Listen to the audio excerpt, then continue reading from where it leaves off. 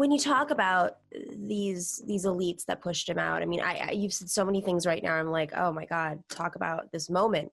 Asking the Democratic Party, the supposed party that stands with, women, believes women, and Me Too, and Hillary Clinton endorsing Joe Biden the day CNN covers the Joe Biden sexual assault allegation.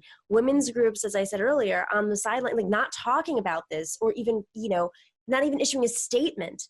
This is the party that is supposed to represent all these things. We literally had a woman on the ticket last time who fought for these things, and she's now endorsing this man who I think a lot of people know they don't even really like each other personally. But with that being said, I mean, it just, I'm not so sure if this is like history repeating itself, or if it's just they have their tactics to make sure that they maintain power. Mm-hmm. So so when you talk about marginalizing the left and pushing out Wallace, what actually happened? Sure.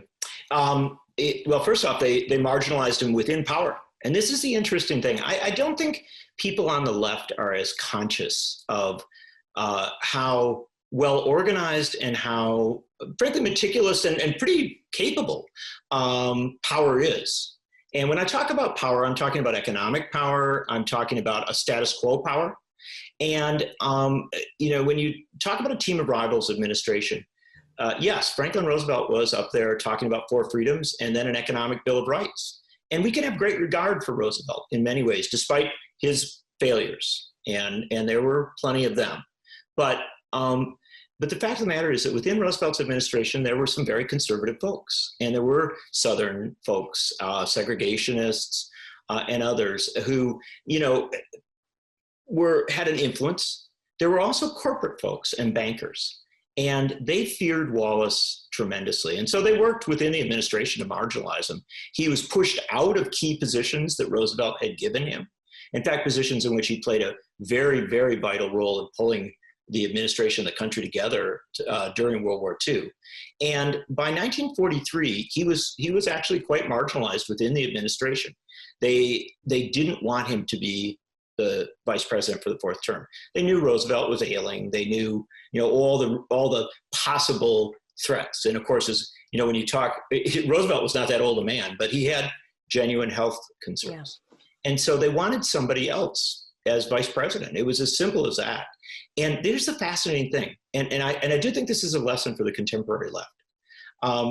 Wallace was marginalized by the summer of 1943, and they thought they had finished him off. And he then said, okay, we're going to have a little fight here. I'm ready for the fight. And he traveled across the United States to basically everywhere you can imagine at his own expense. And with a wink and a nod from Roosevelt, who clearly liked Wallace and clearly valued what Wallace was bringing to it, and also with quite a bit of support from trade unions. And Nomiki, if you could look at the schedule of his trips, he would go to Los Angeles and meet with members of the Jewish community who were concerned about what was happening in Europe, and get their messages, get their information. He would meet with Mexican Americans who were organizing in the defense industries. He would meet with African Americans who were actively fighting for civil rights at that time in the midst of this war effort. And instead of telling them, oh, you have to shut up, you have to get on board and do it, say, no, what you're saying is valuable. This will strengthen what we are trying to do. And he kept bringing all these people together, bringing all this information together, and frankly, rallying people. And by the spring of 1944, instead of being marginalized, the Gallup poll showed he was the most popular choice for vice president by a mile. Have you ever heard of something like that before? And it was clear there was this incredible enthusiasm for the guy. The expanding coalition, again, have you ever heard that before? The expanding coalition really liked him, all the people they were bringing in.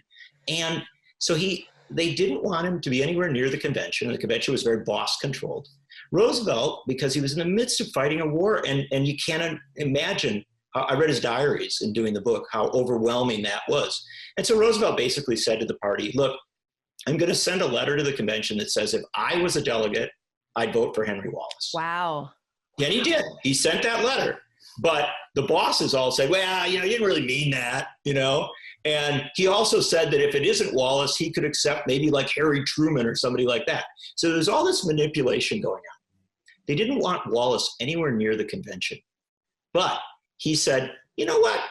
And I know what's going on here. I'd like to at least be able to nominate Franklin Roosevelt for a fourth term. They said, no, you can't nominate him, but we'll let you second the nomination. Oh my God. And he arrived, had by train from Iowa with his bag, carrying his own bag, checked into his hotel, went to the convention, stood up on the podium, and said that he was there to nominate Franklin Roosevelt for another term, but he was also there to say that the Democratic Party would only win as a fighting progressive party that opposed racism. And he called out the poll tax. He called out the Southern segregationists who were on the floor of that convention, who were literally trying to stop him.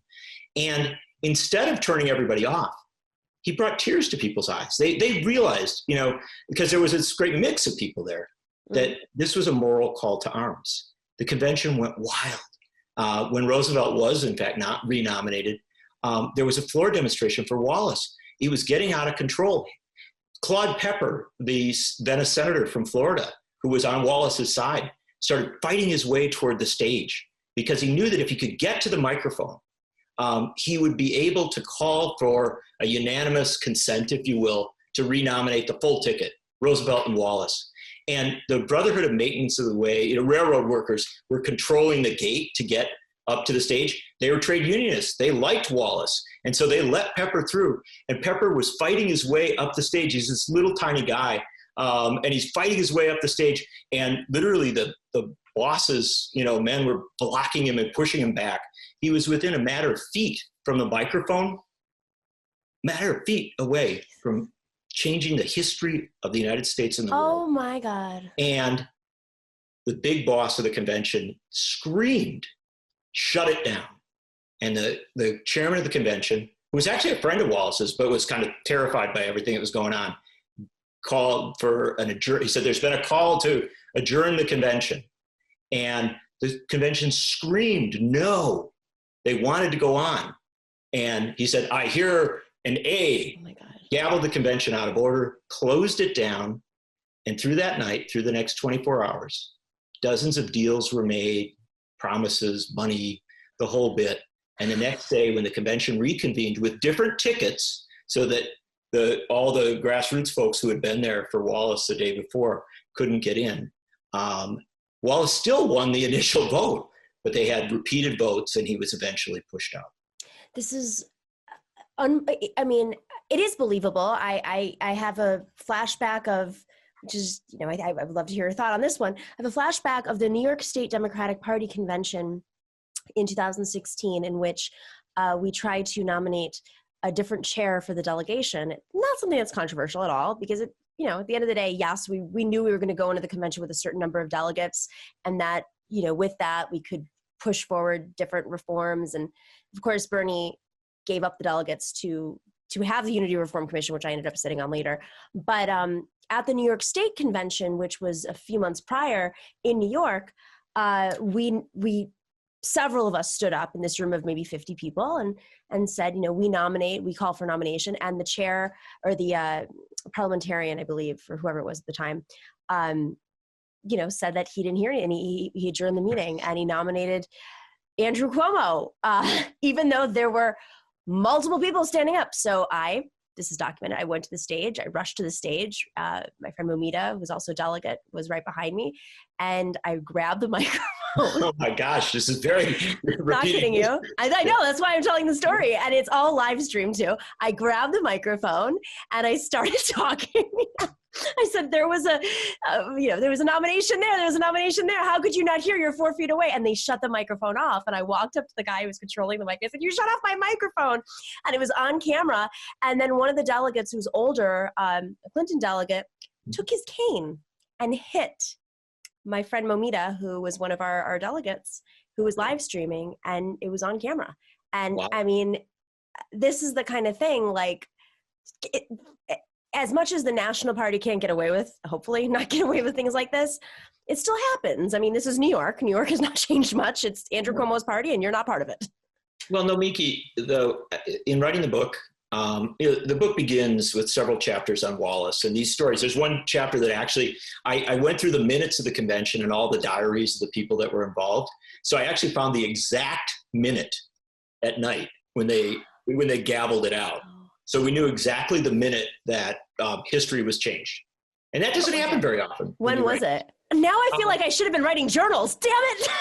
No, it's a pretty interesting thing. I've got the book here, and it makes a fine read as well as a great holiday gift. The chapter is July 20th, 1944, 10:55 p.m. That's the moment. I had the notes of the convention, and you know what was interesting was that in writing this, obviously I deal with this, and frankly, I want to make a big deal, mid-sized deal at least, of saying Henry Wallace wasn't a perfect guy. Right. He made plenty of mistakes, and we can talk about all of them if you want. He acknowledged them right up front. He was really good at admitting his mistakes, but I say that to, not to get into too much hero worship or anything, but he was the right man for the moment, and he would have been the right man for the times. And I take the book forward going through right up to the current moment. And I can't tell you how many times microphones got shut off, or doors got shut, or rules got changed, or new groups were formed, or new messages delivered. And this kind of, it's not always, I don't want to say constant, because there were times where progressives broke through, but so frequently when they broke through, they were pushed back and marginalized. And I'll just give you one quick story. It's a section of the book that I don't want to, be rude or anything, but what year were you born? 1984. So you were born 8 years after, or let's say 6 years after, when socialism almost triumphed in the Democratic Party. Did you know that? No. No. Sort of. I don't know. I know you know a lot, because the reason I ask it is that it's so lost to history. It's been so pushed aside. And yet in 1977, 1978, there was a group called Democratic Agenda, backed by the United Auto Workers, the machinists, the steel workers, organized by Michael Harrington, the head of Democratic Socialists of America. Yep. And they were on the march. Right. In fact, national magazines were saying, maybe we've entered the moment of socialism. And it was such a powerful force that Ted Kennedy and others actually, were respectful of what was going on here. There were a number of political figures. There were people like Ron Dellums who were, identifying as Democratic Socialists and making major moves within the party long before Bernie Sanders. They had these midterm conventions, which you would have loved, right? For a whole bunch of reasons. Yeah, because you love the geekery of political operations. So they had these midterm conventions. And the deal was, because the party wanted to democratize, they wanted to make sure that they would have their national convention. And then 2 years later, they would have a midterm convention to kind of make sure if they elected a president or a Congress, that they could kind of, crack the whip a little bit, send a signal on what the party was about, what the politics was about. And at the midterm convention in 1978, they came so close to actually winning the big fights that, what the Democratic Party did? What? Ended midterm conventions. Oh, well, that makes sense. Yeah. No, think about it. No, but I mean, come on. It's like, that's it. And the tragedy of it was the people at that midterm convention in 78 were scoping out a much more progressive, much more kind of build the base, build a radical message approach. And had they prevailed, and had they pulled Jimmy Carter, a decent man, but not at that point a very successful president, had they pulled him to the left, as they sought to do, and had they built a more movement-oriented politics, the Democratic Party would have been dramatically better positioned to fight with Ronald Reagan in 1980. And what I keep arguing throughout the book is, even if you're not on the left, there's a practical argument for building out a visionary politics that excites people. Right. And too frequently, the Democratic Party has pushed that politics away. Thank you for watching. You can support The Nomiki Show on YouTube by clicking subscribe, like, and sharing. Because as you guys know, now more than ever, we have to support our independent media. We are being attacked from every angle, and everyone's watching CNN every night, so it's important that we take care of the good guys fighting the fight. You can also join us on Patreon for special content and interviews. We also have swag, like these new mugs, starting as low as $5 a month, which is, you know, basically what an iced coffee is in Manhattan when we had iced coffee shops open. You can go to patreon.com/The Nomiki Show.